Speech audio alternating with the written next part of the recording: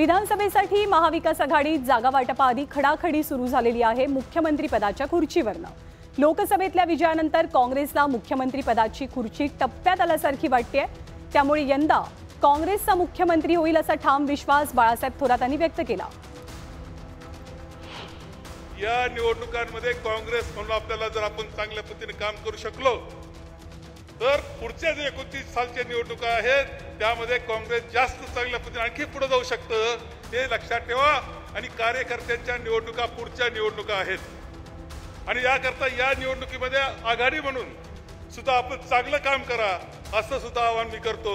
मला खात्री आहे, 100% खात्री आहे, मुख्यमंत्री होणार महाविकास आघाडीचा, काँग्रेसचा मुख्यमंत्री होईल याची खात्री मला आहे। त्याकरता आपण सगळ्यांनी काम करा असं आवाहन करतो। तर बाळासाहेब थोरातांच्या विधानानंतर संजय राऊतांनी त्यांना राजकीय रियालिटी चेक देण्याचा प्रयत्न केला। तर लोकसभेत काँग्रेसच्या जागा शिवसेनेमुळे वाढल्याचा दावा संजय राऊतांनी केला। त्यामुळे जागा वाटपाआधी मुख्यमंत्री पदावर दावा नको अशी भूमिका ठाकरेंच्या शिवसेनेची दिसते। त्यांनी लक्षात घेतलं पाहिजे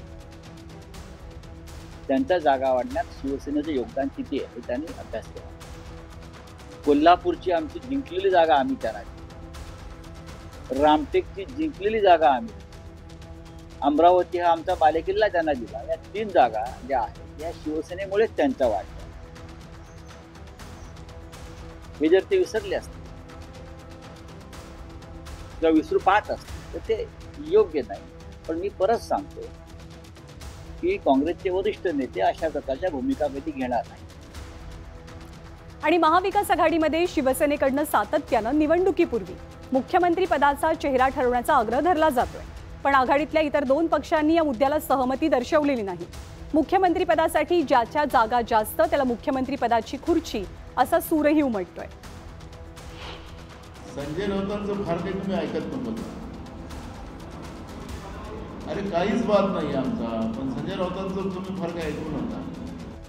तर महाविकास आघाडीच्या लोकसभेच्या निकालांचा विचार जर आपण केला तर काँग्रेसनं एकूण 17 जागा लढवलेल्या त्यापैकी 13 जिंकल्या। काँग्रेसचा स्ट्राईक रेट होता 75%। शरद पवारांच्या राष्ट्रवादीनं 10 जागा लढवल्या त्यापैकी 8 जागा जिंकल्या। राष्ट्रवादीचा स्ट्राईक रेट होता 80%। तर शिवसेनेनं 21 जागा लढवल्या आणि 9 जागा जिंकल्या। ठाकरेंचा स्ट्राईक रेट महाविकास आघाडीत सर्वात कमी होता आणि महायुतीच्या नेत्यांनी आता याच स्ट्राईक रेटचा धागा पकडलाय आणि मुख्यमंत्री पदाच्या दाव्यावरनं ठाकरेंना चांगलंच डिवचलंय। अरे तुम्ही लाचार झालेले आहात, खुर्ची करता काँग्रेसच्या उंबरठ्यावरती जाऊन तुम्ही बसलेले आहात। कोणी आम्हाला घर देता का, घर देता का, हे जे आपण नटसम्राट नाटकामध्ये ऐकलेलं डायलॉग तसं यांचं चालवलंय। कोणी आम्हाला मुख्यमंत्री बनवता का, आम्हाला मुख्यमंत्री बनवता का।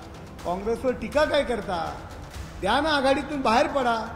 तुम्हाला जर पाठीचा कणा असेल आणि खरंच हिंदू हृदय सम्राट शिवसेना प्रमुख माननीय बाळासाहेब ठाकरे यांचा वारसा जर तुम्ही सांगत असाल तर एवढा अपमान सहन का करतात।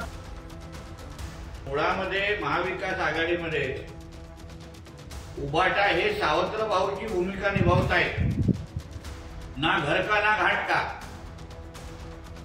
अशी भूमिका आज उभाटा ह्या पक्षाची झालेली आहे। दिल्लीभर मुजरा करून पण उद्धव ठाकरेला काही मुख्यमंत्री पदाचा चॉकलेट हातात कोण द्यायला तयार नाहीये। किती हणा पण वाघ म्हणा ही अशी उद्धव ठाकरेची भूमिका हालत झालेली आहे। आणि लोकसभा निकालांच्या आधारे महाराष्ट्रातली विधानसभा मतदारसंघनिहाय आघाडी किंवा परिस्थिती नेमकी कशी आहे त्याचा जर आपण विचार केला तर मुंबईमध्ये एकूण जागा 36 विधानसभेच्या, त्यात महाविकास आघाडी 20 तर महायुती 16 अशी लोकसभेच्या आधारे विधानसभेची आघाडी आहे। कोकणातल्या एकूण जागा 12, महाविकास आघाडी 5 तर महायुती 7।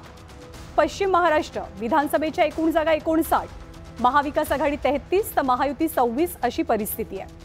लोकसभा निकालांच्या आधारे विदर्भाचा विचार केला, विदर्भातल्या विधानसभेच्या एकूण जागा आहेत 62, महाविकास आघाडी 42 जागांवरती आघाडीवर आहे तर महायुती 19। मराठवाड्यामधल्या एकूण जागा आहेत विधानसभेच्या 48, लोकसभेच्या निकालानुसार महायुती आघाडीवरती आहे 12 जागांवर तर महाविकास आघाडी 34 आणि MIM 2। तर राज्यातल्या एकूण जागा आहेत 288, महाविकास आघाडी 150+ जागांवर लोकसभेच्या आधारे विधानसभेत आघाडीवर आहे, तर महायुती 130+. तर लोकसभेनंतर राज्यातल्या विरोधकांचा कॉन्फिडन्स वाढल्याची चर्चा आहे. 13 जागा जिंकत आणि एका अपक्षाच्या सोबतीनं खासदारांच्या संख्येत काँग्रेस सध्या राज्यातला नंबर 1 पक्ष आहे आणि याच जोरावर काँग्रेस मुख्यमंत्री पदावरचा दावा सोडण्यास तयार नसल्याची चर्चा आहे. आता विधानसभेचे निकालच ठरवतील की मुख्यमंत्री पदाची खुर्ची नेमकी कुणाच्या नशिबात आहे.